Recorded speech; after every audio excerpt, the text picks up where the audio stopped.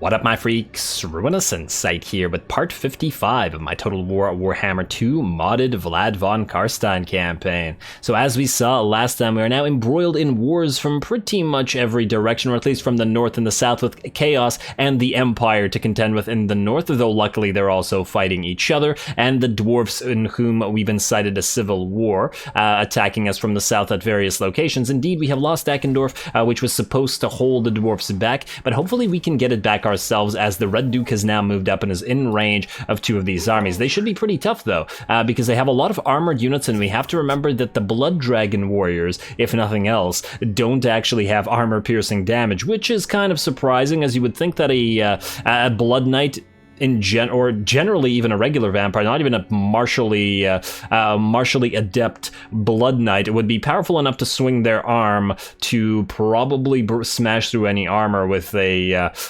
sword without needing to wield a two-hander. But hey, who knows? Who knows? We'll have to try to use our blood knights and our graveguard for that purpose, which is why we kept them in this army rather than relegating them to Manny. And speaking of Manny, he is now up, and we are getting ready to get him a proper army. Between the episodes, I did manage to raise him a few of his troops, but he now needs to proceed to the other raise dead locations here and here to raise more black knights and graveguard. So getting there. Oh, and you know what? Let's give him. Okay, we already have him. Given him the restless dead, so we're good there.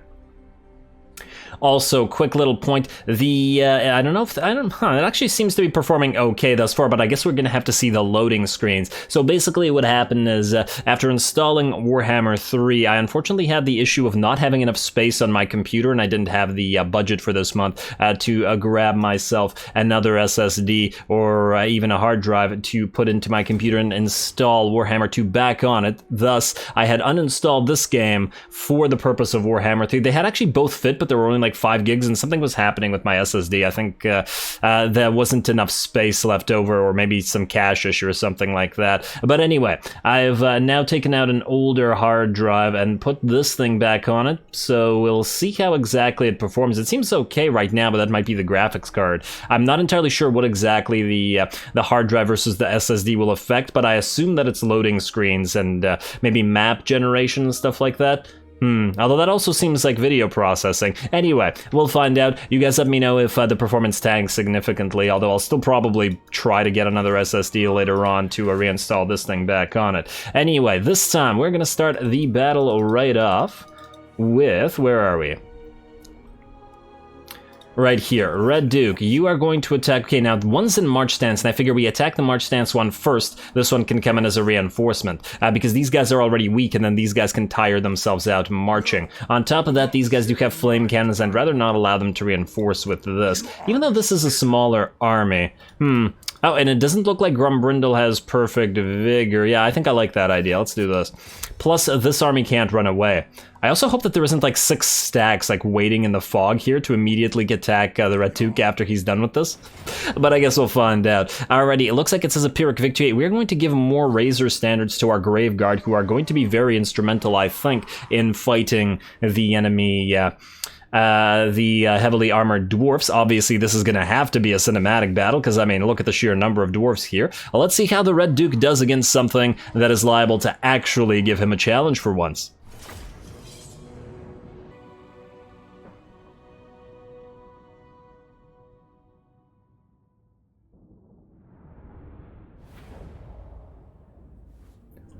Alrighty, let's see what the dwarfs have got in the face of the Blood Knights. Now, I had originally planned to attack the army that was in march stance first, and allow the second army, the one that is not in march stance, to essentially walk up to us, tire themselves out, and not be able to reinforce the enemy. But the reinforcements appeared right directly behind our army, and thus it was more advantageous to cut off the reinforcements, as it were, chalk it up to the Blood Knights' battle prowess and tactical ability, than to move forward and then slowly move these guys and then be caught in between two forces instead. Besides, these guys are already very tired due to their march stance, and thus it will probably take them quite some time to get to us, and when they do, they will be out of luck because they will not have any reinforcements that are fresh. So anyway, here we go. Looks like Grumbrindle's gonna charge in, and so are our Blood Knights, but we're obviously gonna get a force of zombies up directly behind him, and a few more from our Damn it, I forgot what my hotkeys are.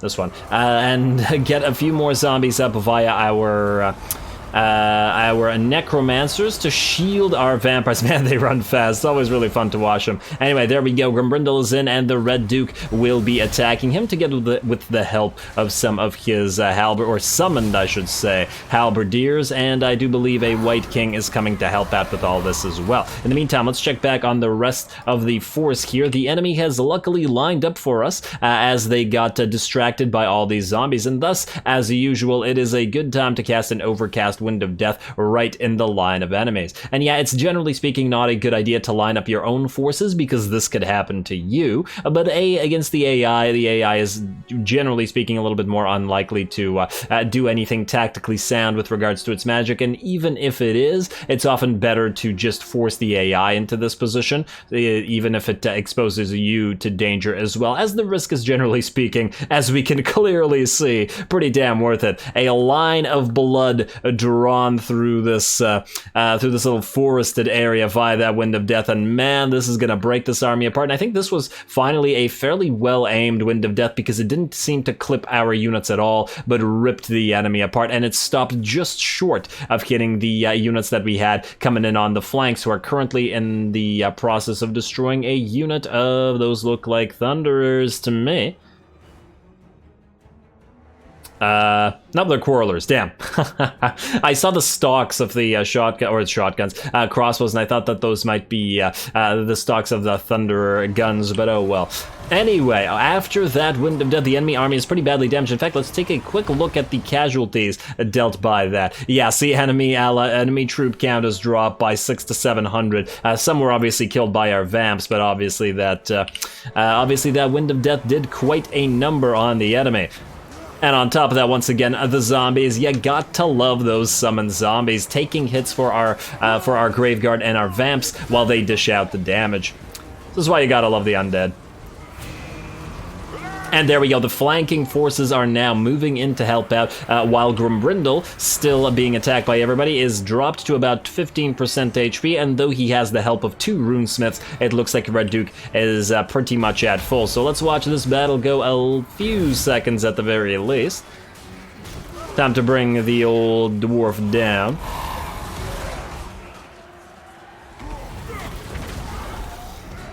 I wish that magical effect wasn't there. Oh man, and now there are Blood Knights trying to help out. I wonder how the Red Duke would have done without help here, but it, in my opinion, was unwise to risk it because he's already in a fairly precarious position, very close to Dwarven territories. And was that it? There we go, that's it for Grimbrindle, and just as he dies, his 2 runesmiths just book it the heck out of there. Oh, dishonor, that is a shame on your ancestors. Come on, man, what are you doing? Dishonor on your beer, dishonor on your Karak. Absolutely shameful. You should have died with Grimbrindle there. Although, to be fair, Grimbrindle's immortal, and there's a good chance that you guys are not. Anyway, there looks to be the enemy force that was coming in as reinforcements is dead. Just 1 unit of, just 1 Master Engineer left alive. And we're going to move the rest of our forces away from it, as I think Blood Knights or something could take care of that. We are still going to have to try to chase down these runesmiths. And man, is the enemy army trying to approach us? But yeah, it is trying, but very, very slowly. And that's a very interesting formation that they've got going here. Oh, they're not actually trying to approach, but I have never seen the AI do this. Why is it like this? I guess this portion of the force was trying to move around like this, and then these guys are trying to move this way, and they went into these little hashed X's or whatever the heck they're doing. Neat little formation. Would be cool if that was something on purpose and there was some kind of reasoning behind that sort of thing. Man, the Red Duke's trying to attack the runesmith that is still shamefully running away, all the while being shot periodically by that gyrocopter. But I don't think the Red Duke cares that much. And there we go, we use our Tormentor Sword to stop the enemy, although every time the dragon pounces forward, it does force him really, really far forward, doesn't he? I feel like what I should have done here is, as soon as I used the Tormentor Sword, moved around, kind of like I did here, but like later. Or earlier, rather. So that he knocked this guy back towards our line rather than closer to the enemy line, because clearly the Red Duke is now in trouble as the flame cannons and the grudge rakers and the thunderers, whatever they have in their army, starts firing at him and do a quick little 20% damage. Fortunately, there is something still to target up in the air. And we're just going to keep watching the Red Duke while our army sort of moves up. It's going into these trees, as we can see, forming up a nice little line where they're hidden from the enemy flame cannons and all that sort of junk. All the while, oh, and I forgot to mention this at the start of the battle, we actually deployed our Black Knights here in the woods. They've been hidden this entire time. I was thinking that obviously the enemy would separate their flame cannons and their organ gun or whatever they have. Yeah, it is indeed an organ gun from the rest of their forces, and we would be able to charge them with the Black Knights from one direction while out of this hidden location, while the Blood Knights would be able to attack from the other. At least that's the plan. Alrighty, let's get back to it. I missed you, Vamps. I missed you so much, you have no idea.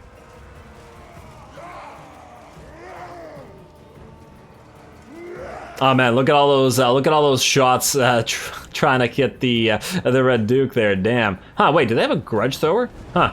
I felt like I saw something other than the flame cannons. It wasn't the organ guns shots. Oh, it was probably troll hammer torpedoes. That's what it was.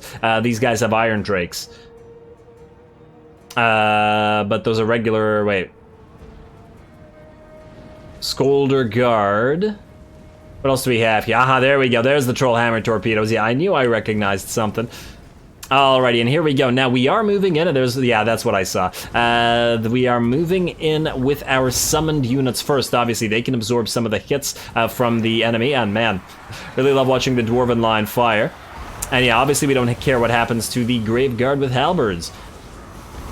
And they can just move on in. Ooh, and the satchel charge is going into our charging regular Graveguard. Ouch. That is pretty painful. And same with the Troll Hammer torpedoes. And here we go. The Red Duke is now using a breath attack down. His dragon is using a breath attack, not the Red Duke himself. Down on a pile of enemy dwarfs, wherein we summoned a unit of zombies with the Red Duke, as well as got our second unit of summoned Graveguard with halberds. Alrighty, in the meantime, as this is all happening, our Black Knights have decided to finally commit to the battle. The enemy has separated itself, or the main body of their army, from the organ guns and from those flame cannons, and thus we are going to be able to attack them.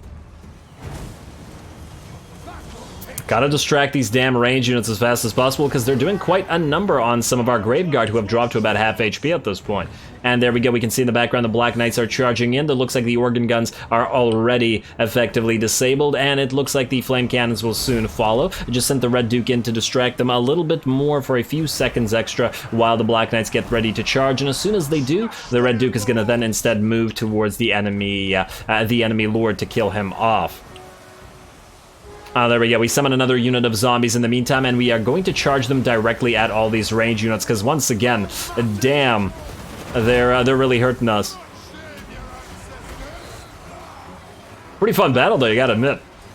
I'm having a real good time here. And there we go. Thank you, zombies. I always appreciate you. This is why, once again, the Humble Zombie is one of my favorite units in the game, despite being such a simple unit, so cheap, so effective at what they do, and especially the summoned ones. And there we go, they can also hold all these Iron Drakes in place while our Knights charge in and start reaping a pretty fearsome tally among them. There's still a main sort of body among the enemy left, and they have done a fair number on our Graveguard with great weapons and regular Graveguard. Obviously, that is, the Blood Dragon warriors have not taken as much damage, but nonetheless, this, I was expecting the second army to do a little bit of damage, but they're doing fairly well.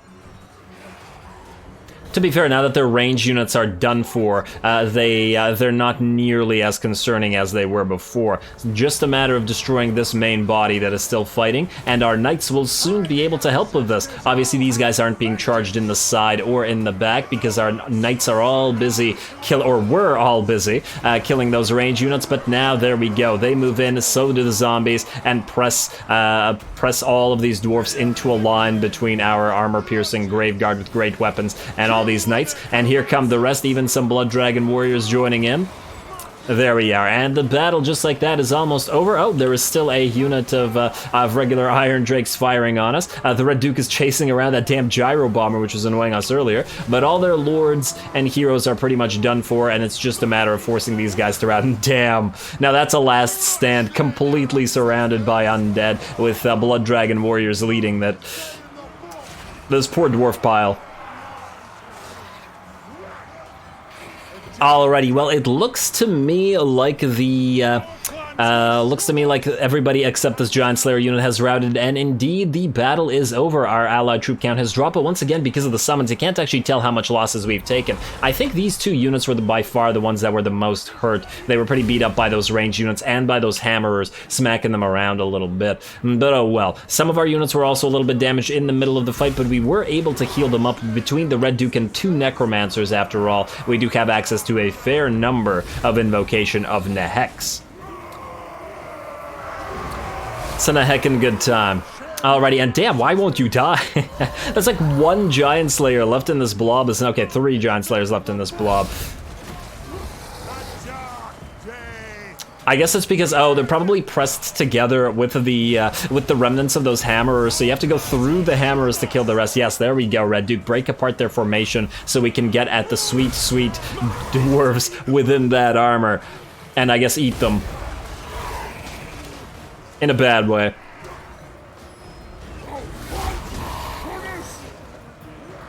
Although in theory, now that I think about it, this particular army, would anybody actually bother? Yeah, I like it because we have most of this army is made up of wights or blood dragons. There's nothing like ghouls in here that would actually bother eating the dwarfs. The zombie dragon doesn't need food. We have no bats. We have no vargeists. Nothing really quote unquote living or in that sort of half state between life and death. Are you still alive? Would you please die? Damn that frickin' Giant Slayer. Yeah, heroic victory, perhaps unsurprising considering the effectiveness of the Red Duke in previous battles, but yeah, what was I saying? Yeah, I think I've read that vampires, I'm pretty sure they sometimes drain dwarfs, but it's more like just to kill them, or maybe they rip them apart as well, not necessarily to feast on their blood. I don't actually remember how vampires react to Dowie blood in particular. I gotta reread the some of the vampire novels. I know I have several series, the Inheritance ones, and then there was the newer ones. I don't remember those. Yeah, but anyway, I gotta, yeah. I'm sure some of them at least mentioned the reactions to dwarfs, or maybe I gotta look it up. Let's see how much damage we actually took to this pretty big dwarven army, though.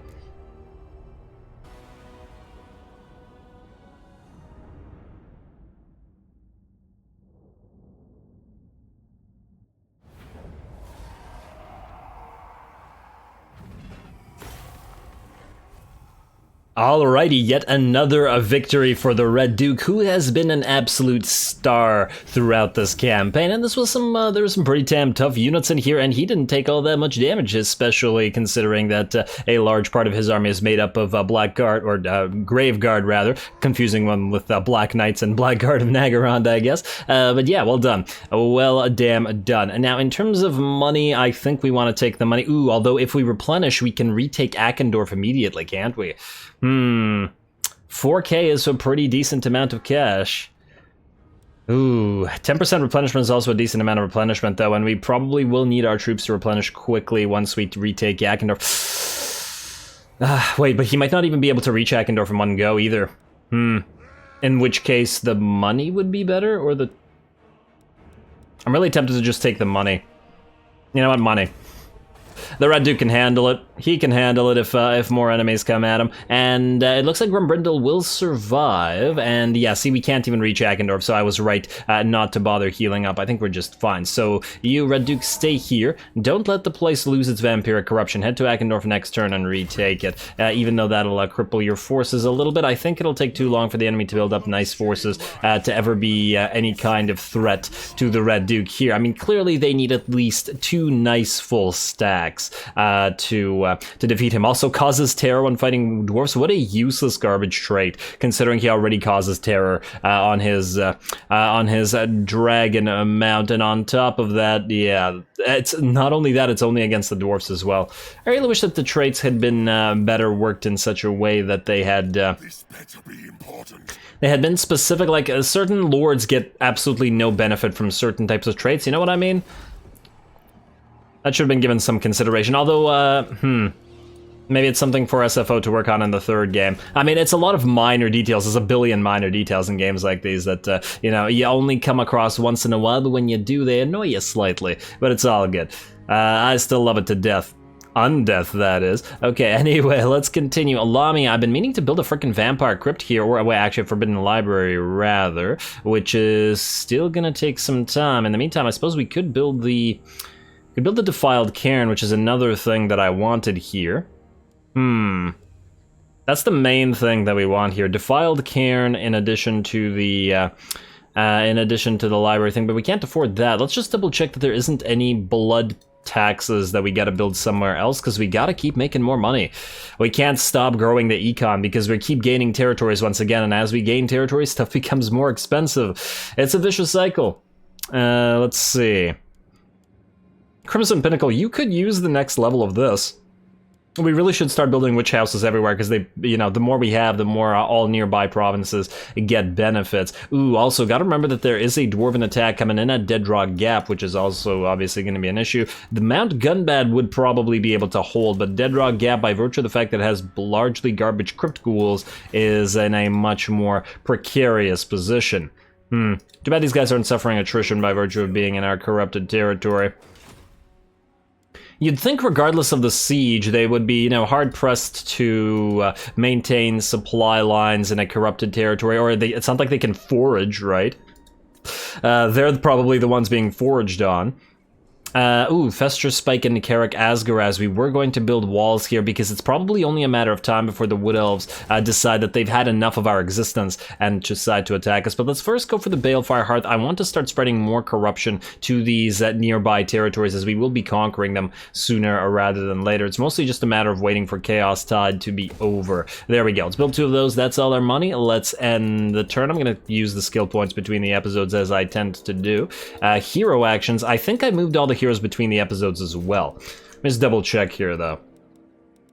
Also, that battle seemed to perform okay, despite the hard drive. Well, regardless, let's see what we got here. Griswold and Millhouse Van Houten. These guys are all money-making guys. Kemmler. We have not moved Kemmler. I knew there was somebody we still had to move. Oh, right, but you're sort of guarding Talabayam to attack Ergig. But if you attack now, you'll probably get hit by 2 full stacks right after conquering the place, which is probably not the best idea. While you're sitting in Talabayam, you can at least guard the pass and prevent them from crossing. It also kind of makes them stuck here, because if they leave Hergig with their stack, they know that there's a stack of ours that's ready to attack them, so fine. Kemmler, stay where you are for now. Manny, you need to actually start moving. You've got a recruitment to do, so march stance up here. And then all the way to Desolation of Nagash, where we can hopefully get some troops and start annoying the dwarfs from this side as well. Lovely. Finally something for Manny to do. And I believe with that we can end the turn. Also, we did get the last of the von Carstein bloodlines operational last episode.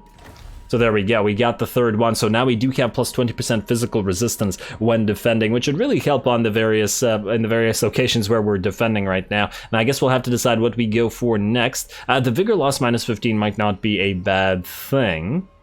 I do like the all enemies have lowered missile weapon range by 25%, however, it's relatively useless against chaos. Stock own armies when in own territory.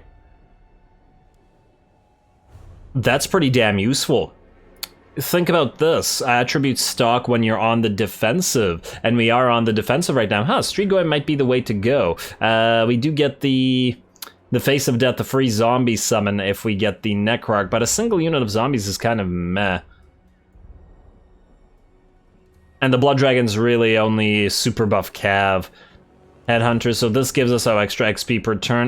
Not a huge deal in my opinion, especially since we have, I mean, honestly, Headhunter is probably the best thing that these guys give you anyway. Yeah, it seems to me like the Strigoi are probably the best ones to take next. Yeah, alright, well, we'll see. Anyway, let's end the turn, let's see if the dwarfs attack us down at Drakenmoor. Was it Drakenmoor? Deadrock Gap? Yeah, Deadrock Gap. And I guess we can see if the Empire does anything or if Chaos decides to move a little bit closer.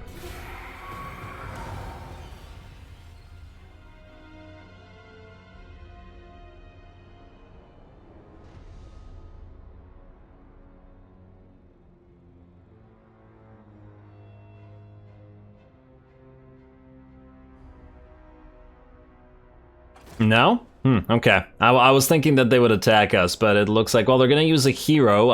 Hey, somebody to assassinate for our Banshees. Gotta get those Blood Kisses up and running. We've also got a texture. Oh, hello. They are going to attack...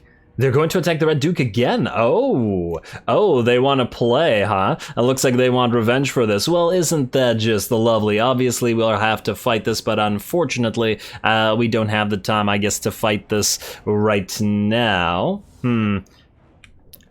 Okay, wow, never mind. Absolutely never mind. I started to put this episode together and ended up removing almost 5 minutes of loading time from the battle there. The loading screen, man, it takes so much longer with the hard drive than it does the SSD. I'm gonna have to make some room, and I'm gonna have to delete some stuff, because damn. Yeah, okay, so anyway, that made the episode much shorter than I thought it was gonna be, and we're just going to go ahead and fight this battle instead. I am, however, going to shut up now because I'm gonna edit out the insane loading times.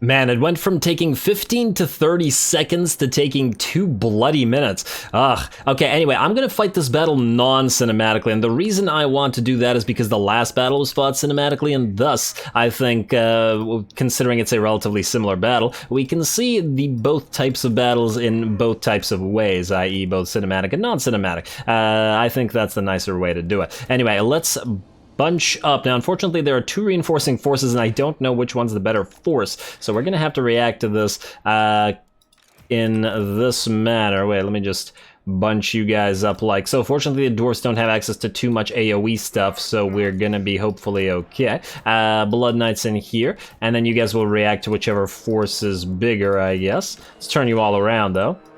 Like so, and yet knights, you definitely don't need guard mode. Then we're gonna put 1 necromancer with each, and I guess we're going to put 1 white king with each one. There we go. So you're gonna be group 1, now you're gonna be group 2, you're gonna be group 3, you, Red Duke, are gonna be group 1, you're gonna head out to whichever battle is going to be worse. You guys, I guess, are gonna be a separate group, let's say group 3, 4, damn it. You, Graveguard unit, you're extra. Why are you being so extra, Graveguard? I guess you can go with these guys because they're pretty badly beat up, so let's just have you in front of them, or beside them. Yeah, something like that. Alright, then you guys, I guess, can be part of group 2 as well. There we go, pretty happy with that, and let's get to it. Let's see where the enemies are arriving from. Group, move forward. You, group, move forward as well.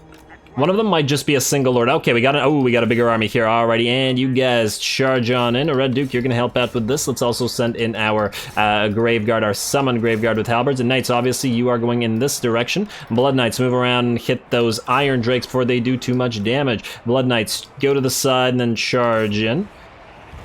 And we need summons. We need summons immediately. Summon right here. Let's also get defensive battle stuff going. Battle stuff?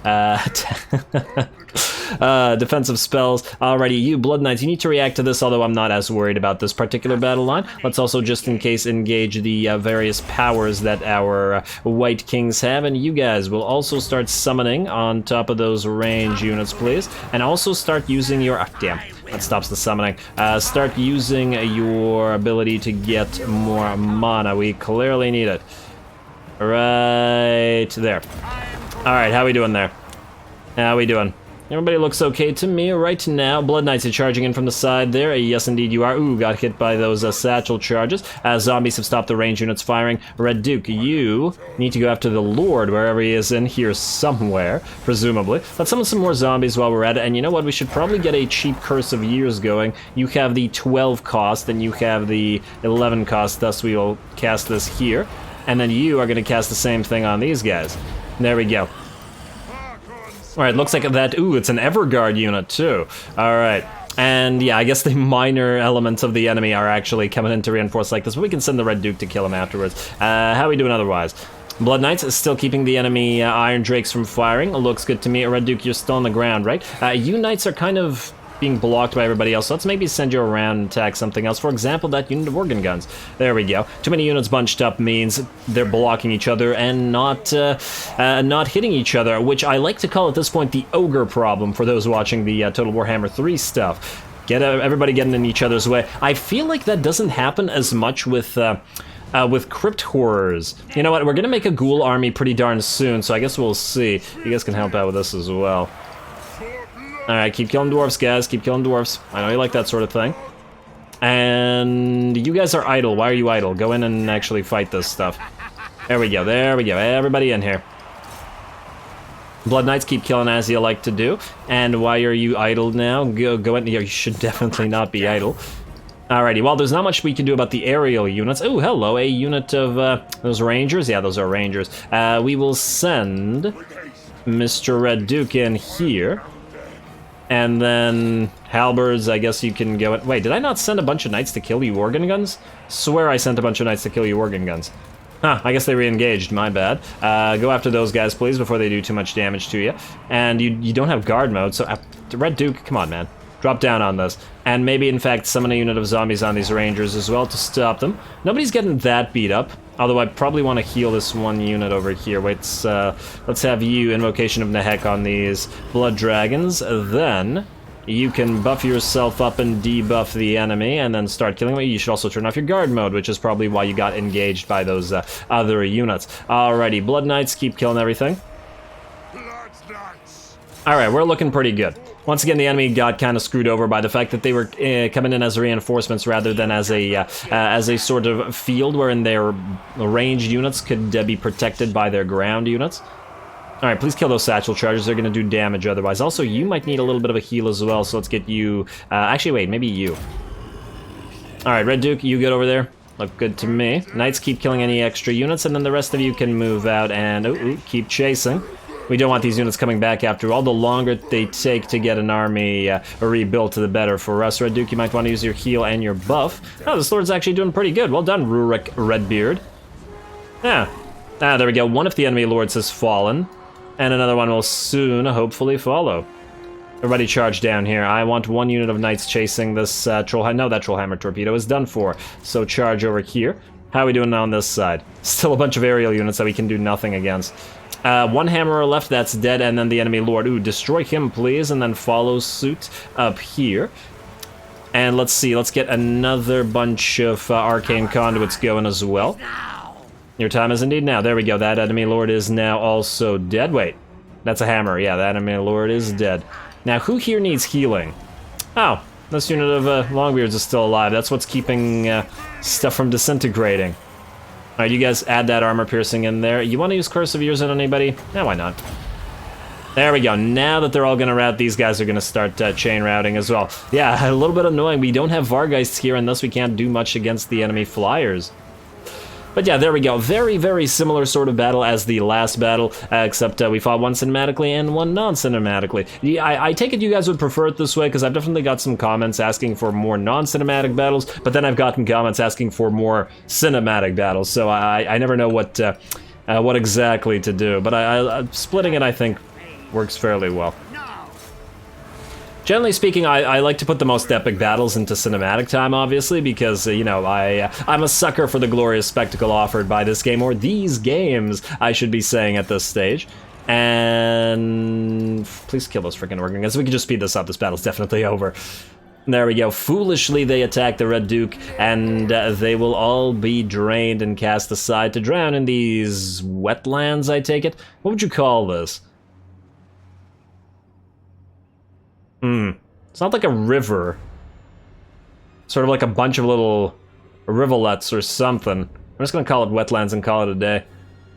Or maybe swamplands of some sort, although it doesn't look like fetid enough to be a swamp, although maybe it does. Maybe it does. Looks kind of fetid. I'm actually curious as to see what the map will say at their current location. I mean, this is the Border Princess, right? It's pretty inhospitable. Also, are you still not dead yet? 1 unit alive, right? 1?